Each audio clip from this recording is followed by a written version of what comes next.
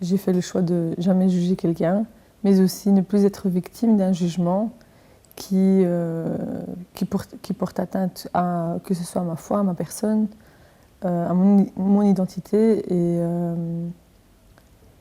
C'est pas facile tous les jours, mais en tout cas, c'est quelque chose auquel je tiens énormément.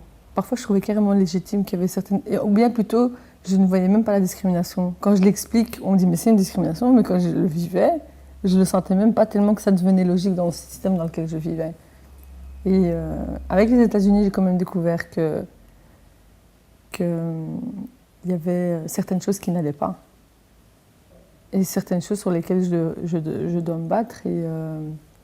Enfin, battre, je ne prends pas ça comme une grande bataille, mais plutôt reformuler, enfin, pas reformuler, mais en tout cas revoir la situation, prendre ce qui est bénéfique, parce que chaque situation, il y a quelque chose de bénéfique, et de continuer à avancer et prendre mon chemin. Donc c'est plutôt ça, de continuer mon chemin avec ces obstacles, mais plutôt qui me renforcent, mais pas qui me descendent pas en tout cas. En revenant de ces voyages, je reviens positive en fait. Et j'ai plus de moyens de faire face à face à l'adversité et aussi face à différentes situations dans lesquelles je pourrais me retrouver. C'est difficile de rentrer et de revenir. Disons que c'est difficile. Quand je dis que c'est difficile de rentrer, c'est parce que j'ai quitté mon entourage, j'ai quitté mes proches. Enfin, je ne parle pas de ma famille, parce que ma famille est assez compréhensive, que ce soit de près ou de loin dans ce que je fais. Mais quand je reviens, je ne peux pas venir directement dire « c'est comme ça que ça se passe », etc. Il y a des codes et il y a des choses qui existent là-bas, qui n'existent pas ici. Donc je ne peux pas blâmer les personnes qui ne comprennent pas le chemin que je prends. Mais je peux l'expliquer. Enfin, en tout cas, je reste positive parce que je ne peux pas les en vouloir de ne pas comprendre. Je ne peux pas les en vouloir de ne pas comprendre quand on ne l'a pas vécu. C'est pour ça que je dis à tout le monde, il faut bouger pour justement élargir ses horizons, mais aussi mieux comprendre ce qu'on fait dans la vie et quel chemin on devrait prendre. Et si c'est une question de suivre ou pas, pourquoi je suis quelqu'un, pourquoi je suis un groupe, Moi, j'ai fait des choix qui sont propres à ma personne et qui sont... Enfin, c'est un travail que j'ai dû faire moi-même.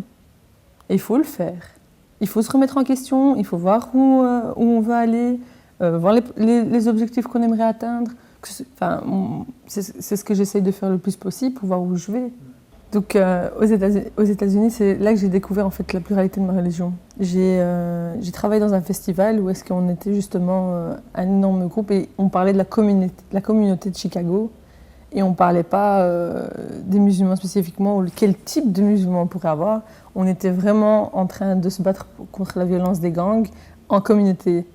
Malgré qu'il y avait énormément de musulmans dans ce groupe-là, il y avait d'autres personnes, de personnes qui avaient une autre confession religieuse ou pas du tout, qui travaillaient ensemble pendant des années pour une cause sans même se déchirer ou quoi que ce soit. Ça m'a vraiment impressionnée. Et l'amour qui te porte juste dans le travail ou bien dans la rencontre, la fraternité qu'il crée en une seconde, c'est assez impressionnant. Et le fait qu'ils te regardent et qu'ils ne te jugeront jamais. Et ils te le disent, je n'ai aucun droit de te juger ou de dire quoi que ce soit. Quand j'explique certaines anecdotes de ce que j'ai vécu dans mes études ou certaines situations de discrimination que j'ai vécues ici, et voir la réaction et de vraiment dire on est vraiment choqué de ce qui s'est passé dans ton pays, tu te dis mais en fait finalement parce que parfois je trouvais carrément légitime qu'il y avait certaines ou bien plutôt je ne voyais même pas la discrimination. Quand je l'explique, on me dit mais c'est une discrimination, mais quand je le vivais, je le sentais même pas tellement que ça devenait logique dans le système dans lequel je vivais. Le fait de ne pas le vivre de vivre sans jugement, j'avoue que tu respires. Hein. Tu penses à autre chose. Justement, là, tu t'épanouis, tu es en train de justement faire ce que tu as vraiment envie de faire et tu ne restes pas braqué. Et finalement, tu es contente d'être avec les personnes avec qui tu es. Il n'y a pas de malaise, il n'y a pas de... Et tu peux vraiment montrer qui tu es. Parce que dès qu'il y a un jugement, par rapport à ce jugement-là, tu vas cacher en fait une partie de ta personnalité, une partie de ta personne, une partie de ce que tu penses, pour justement arrêter de l'avoir ce jugement. Mais c'est pas... Enfin, en tout cas, c'est pas facile. Il y en a qui le cachent, il y en a qui vont en bataille, mais parfois tu es fatigué, t'as pas envie de...